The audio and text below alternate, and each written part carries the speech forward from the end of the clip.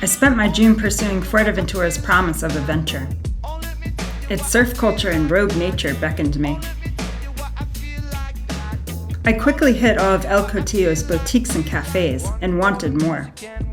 I was used to destinations where these things ran in surplus, places that stood at attention to fulfill my desires. But Fuerteventura remained horizontal, basking in the sun, eyes closed as my gust of expectations breezed by like a zephyr. I have something to show you, the island eventually breathed back, rolling over to unfold a vast desert-like flatness at my feet. I hopped on my bike and rode into the nothingness, searching. I pedaled onwards to a fork in the road, stopping to wonder which way to choose.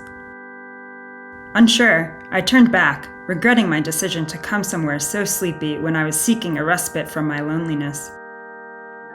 Heaving and dismayed, I succumbed to the beach. Arriving at the water, I turned my head and gasped. From this vantage point, the void was filled with tiny white buildings convening with the coast, toasting turquoise waves as burnt orange hills loomed in the distance, blocking the wind, as if to keep it all, this intervention in the remarkable vista, a secret for the next fool who needed to be reminded, via negativa, that gratitude for what exists is the ultimate fulfillment. I'm a bit worried I won't socialize with anybody at all during my time here. As you can see, it's a little barren, but I think that's really cool. It's not really populated at all, which is really different than what I'm used to in New Jersey. Whatever happens, it'll be an adventure nonetheless. A lot of the cafes that I wanted to visit in El Cotillo were closed for summer vacation, but I still got to visit a number of them. The first cafe that I went to was Triton's Coffee Lab. My flat white was really good, and I was sad I only got to come here once before they closed. This place is like the quintessential hipstery, surfy coffee shop.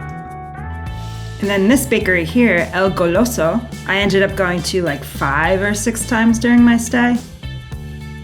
I used to really be into the third wave coffee spots, and I still am, but the more I travel, the more I appreciate these local authentic places. And the waitress just brought my warmed Nutella croissant.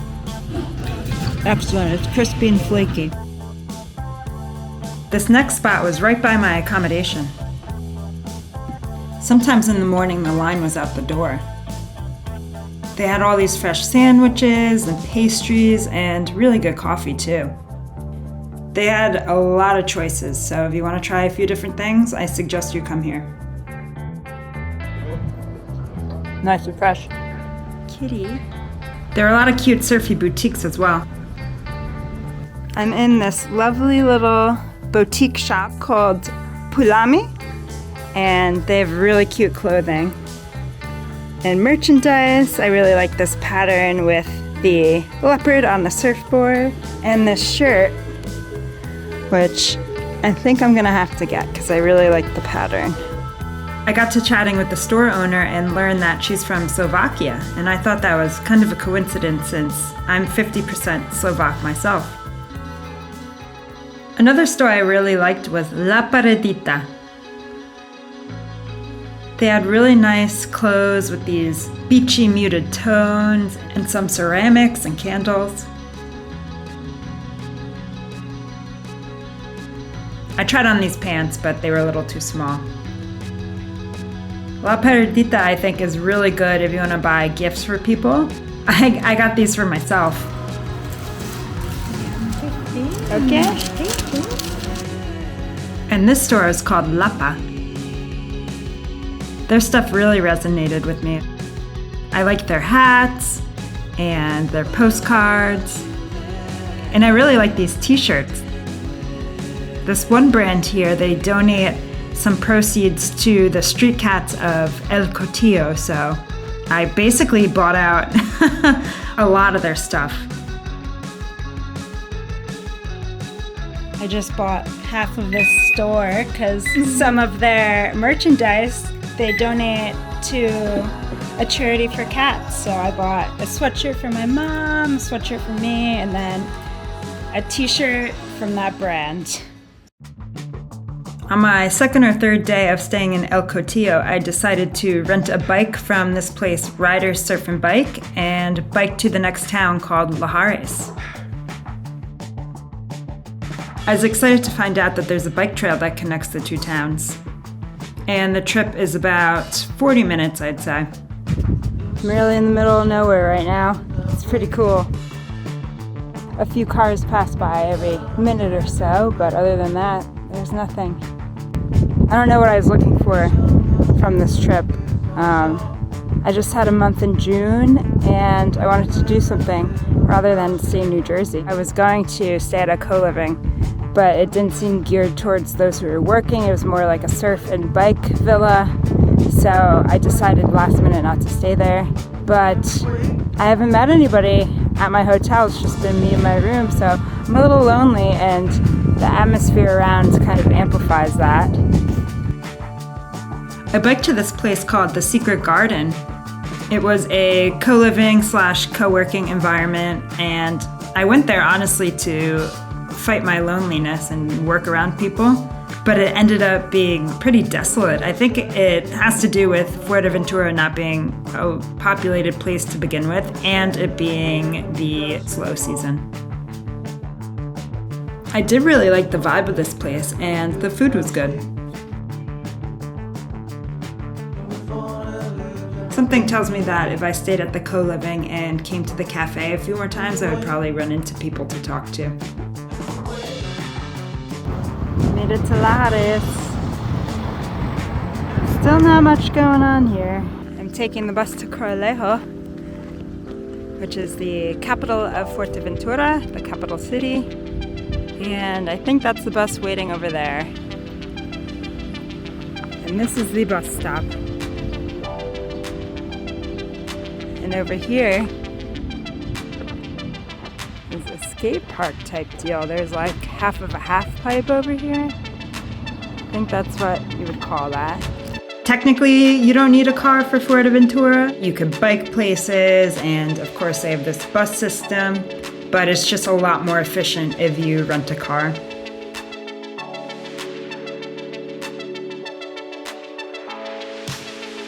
My first stop in Corralejo was Pua Surf Shop. I didn't buy any shirts or anything, but I bought a bunch of stickers. I decided to get some coffee and food at this place, Wet and Salty. It's half coffee shop, half surf shop. And what's your name? I didn't ask you. Rosa, nice to meet you, Rosa. Then I went to ASAP Coffee to meet Myra, one of my friends from the Fuerteventura Digital Nomad WhatsApp group. This is my new friend, Myra. She met me for some juice and we had a really good conversation about life as a nomad. She considers herself a nomad too, originally from Argentina, and I just noticed that globe sticker right here on the post.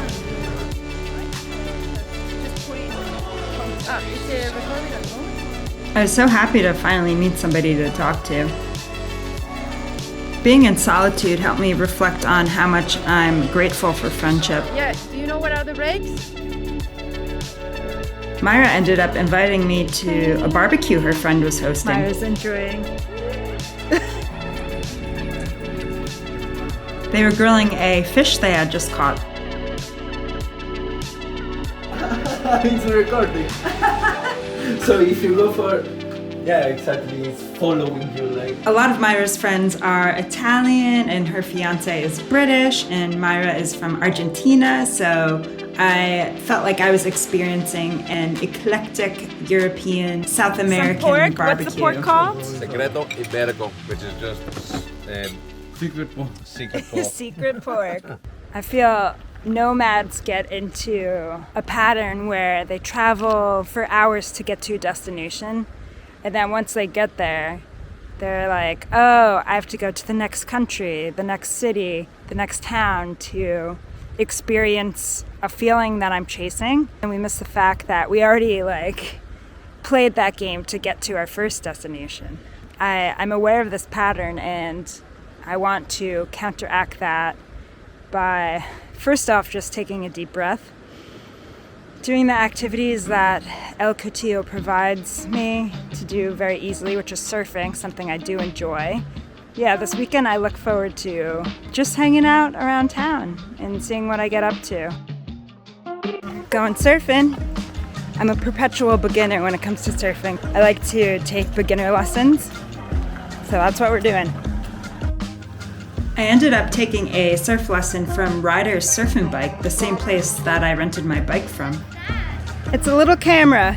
I've taken, I don't know, maybe like 10, 15 surf lessons at this point, and this time it was really the first time it clicked with me. This is Paola, my surf instructor. We had a great time. Massive waves today. Massive waves. Doesn't look like, but it is. Yeah, it doesn't look like from the beach, but they were pretty big. We got epic ones. Gracias. I kept coming back to this beach called Los Lagos. When I first saw this view of El Cotillo from across the water, it took my breath away. It's so windy that they build these rock fortress things to block the wind so people can lay down and not be disturbed. And even though it was super windy, this is probably the most comfortable I felt on a beach. There's something about like the layout and the vibe of this place. I realize that when I'm in New Jersey, I'm like, there's too many people around. And then when I'm in Fuerteventura, I'm like, there's not enough people around. So I think I just need to be happy. I feel like up until this part of my trip, I was filling the empty space with negatives. I was focusing on what wasn't there instead of what was. And just as I had that perspective shift, I stumbled across maybe one of my favorite coffee shops ever. Azuro Beach Bar is this tiny little snack bar on Los Lagos Beach, and they have really good espresso drinks and fresh chocolate chip cookies. Hola. Hola. Just admiring the cookies. One cookie, please? Yeah. I like the cookies. The cookies are very good here. Cookies are really, really good. See, I'm not the only one who really likes the cookies. Where are you from? You can worry about the future, which is anxiety, and you can dwell on the past, which is depression. And you can also find flaws in the present situation. But I think the key to life is being grateful for what exists right in front of you in that current moment. Myra's fiance Luke is a tour guide, and they offered to show me around the island.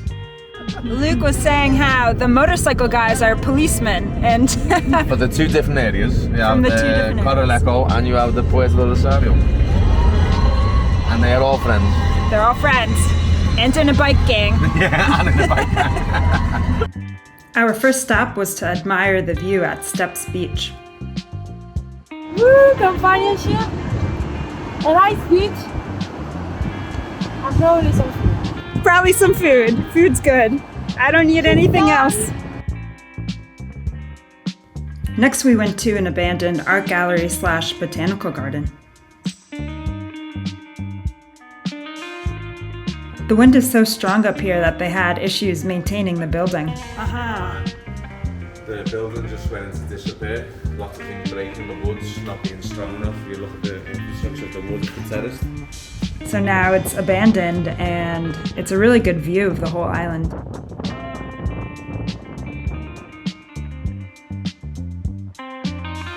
Then we went to the colonial town of Beckened, which they say is one of the prettiest in all of Spain.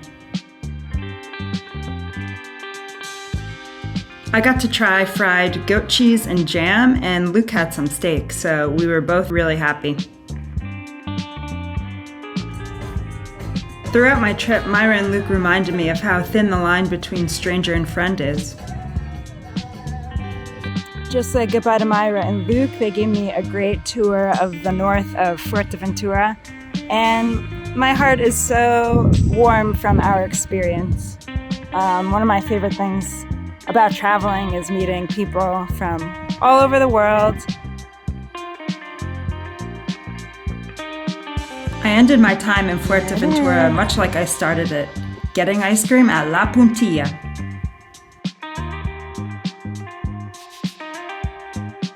Man, I really like this place. I like the vibe of the building. I think it was a super traditional local place that's been there for a while. You also would like it maybe with some crunchy bits. Yes, I love the crunchies.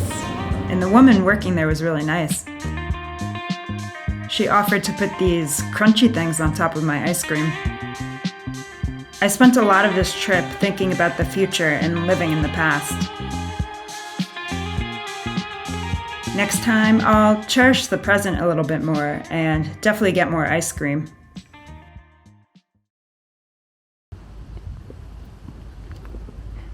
Me and my friend, the donkey.